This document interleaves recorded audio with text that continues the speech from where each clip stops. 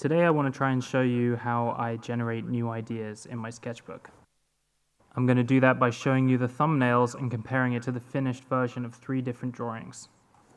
I don't have an idea in mind before I start. I just kind of give myself permission to do ugly, scribbly, scratchy drawings, and then if I don't like something, I move on, and if something seems interesting to me, I kind of zoom in on it.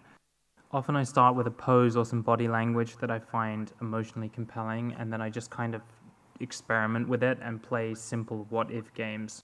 It sounds silly, but half my ideas come from asking a question like, what if she was in a big eyeball? And then just kind of going from there. So here's that sketch compared to the finished drawing.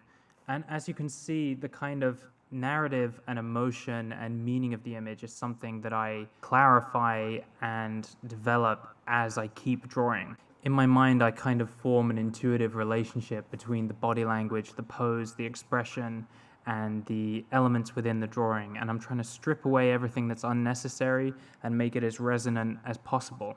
The choices of environmental details, the lighting, all of that stuff is there just to help solidify and polish this feeling until it speaks to me. This next drawing I want to look at is called Held. I'm not satisfied with the thumbnail and ready to commit all the time into doing one of these drawings until it kind of works even in this really stripped down basic form. I think this sketch already communicates the feeling I wanted of being held by something larger than yourself. A lot of this rendering is decoration, but it is also a means of sort of worshipping and bringing the image to life. I think all of these little touches, like the texture on the hand or the way the smoke flows, I think it's more than just decoration. It's actually part of the idea that this drawing wants to communicate, and it would be a different expression if it didn't have them. Okay, one final drawing to look at. This one was called Stream of Consciousness. This one started from a really rough little thumbnail, but sometimes that's enough to know it's something you want to draw.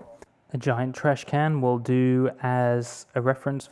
I thought this one was interesting because it kind of shows that you don't need that much there in your sketch to start your drawing sometimes. Environmental details give a sense of place and will evoke memories in the audience's mind that makes the kind of fantastical elements of your work more believable and evocative, or the actual physicality of the squish of the cheek. Okay, thanks so much for taking a little look in my sketchbook. Let me know if you want to see some more of these. Bye.